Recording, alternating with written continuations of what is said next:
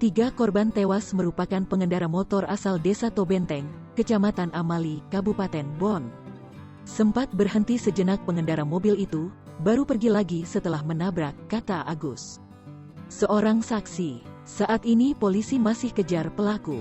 Pengendara mobil kabur setelah menabrak dan sekarang masih dalam pengejaran, kata Kasat Lantas Polres Sinjai, AKP Badrus Zaman. Kepada Tribun Sinjai, Sinjai, dikatakan bahwa jenis mobil penabrak itu bermerek Toyota Innova warna coklat.